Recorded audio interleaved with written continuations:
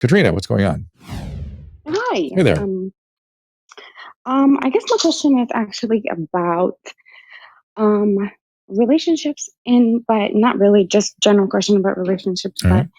people who so I'm an ex-cult member Mm-hmm. and I've been slowly reprogramming, going through the deprogramming process for Mm-hmm. years now. Mm. Um and just really trying to make my husband understand what I'm going through, Mm. which is so hard for him to do because he didn't live there. He doesn't know. Right. Um, and obviously, there is some aspects of my life that I keep doing unconsciously, and it's affected by the way I was raised. Do you mind? You see, So, let me just get, if you don't mind, are you okay talking about historical perspective specifics? sure. Like, you were raised in a cult? Is that correct? Yes. Okay. And by cult, what kind of cult? Were religious cult or Scientology. Yeah. you're in Scientology? And Mhm. uh, and have you? There's a lot of people that have been working with Scientologists to help them sort of come through this process. How long have you been working on this? Oh, this is third. I mean, really started coming out of it, like programming and everything, about 5 years now, Okay. 6 years. And is it steadily improving? Oh, yes, it's Okay. improving. Okay. And so what are the things that your husband that you think that your husband can't understand? I think for me, like talking about and even talking with other, like I wasn't just a Scientologist. I was in the high clergy, so I was part of their high elite seer Mhm. member, Mhm. so pretty much a slave Mhm. since I was a child. Um, and for me to I feel like sometimes for me it's actually therapeutic to talk to other people that I knew that left Sure. and out Sure. now. And It's a PTSD. It's much like veterans supporting each yeah, other. Yeah, for sure. yeah, it's kind of like, but army buddies exchanging their war Yeah. stories. Yeah. Exactly. Um, Exactly. but my husband sometimes goes, just get over it. You live in it now. Like, stop harping on it. It's making you sad. It's making you upset. Sometimes Mhm. after these conversations, it re-traumatizes you. That's true. And Have you had trauma therapy per se? not specifically trauma therapy. No. Because maybe that would be the next stage so that you can regulate that. Because what your husband is telling you is that you're unregulated after these interactions. My God, it sounds like you live in a bird aviary. And so, is that birds? Yes, Yeah. it is. Okay. Um, but I would recommend considering see what trauma therapy does. It helps you access those emotional places that are feeling traumatized and sort of bring them in with the rest of your emotional system so you can regulate. And I think maybe what's the matter, Susan? Susan's laughing at the bird sounds, I guess. Oh, sorry. I It's went okay. I inside think they're because we great. have these Uh, crackles and It, they're very loud. it's all good.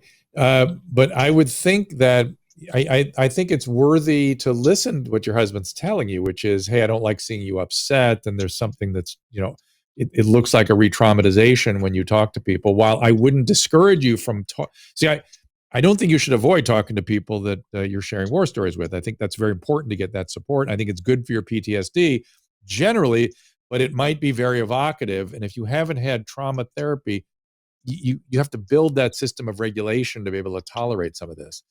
So Hmm. that would be, it's not like you in trauma therapy, don't think that they're going to make you experience things you don't want to experience. They're just going to sort of build an ability to regulate emotions that are left behind somewhere, that are kind of walled off and you kind of don't want to deal with. But it's not overwhelming. It's not painful necessarily. It's not shattering. People want to avoid it because that's how your brain is built. The brain just don't like to deal with trauma, and it's Yeah. it's not that bad. So I would look into that, Katrina. I think that's probably the way to do it. How'd you get out? I was actually kicked out. For something happened or? um, um, I was raped, and it was my fault Mm, that I was raped, and I broke the rules. So, blaming the victim, basically. I right, wasn't worthy afterwards. right. Yeah. And then you have to leave your whole family and friends and everything you've always known behind. Is that What happened? Yeah, and then in order for you to stay in touch with your family, you have to continue be a Scientologist, which I did for a few years, and then kind of realized that this is all pointless because I'm not really even having a relationship with them because we live in such a different world that we don't even have anything in common anymore. So then I pretty much told them I was done, and then of course they go through the shunning process, declaring, and that's it. My whole family, my mother, my grandmother, my stepfather, they're all still in, Scientology clergy Sea Org Incredible. organization. Incredible. There has to be another piece of this too, which is grief. Have you properly grieved all that? That's tremendous loss. Yes, I have seen, I did receive a lot of therapy, and that was one of the good advices that the therapist gave me because I was going through these like emotional roller coasters. I hate my mother. How could she do this to me? But then, just that animal instinct kicks in that, well, she's my mother. I do love her and Well, I want her in my it's life. also the normal stages of grieving, right? It's Yeah, deal making and anger and sadness and regret, all that stuff. I mean, there's a yeah. bunch of stages.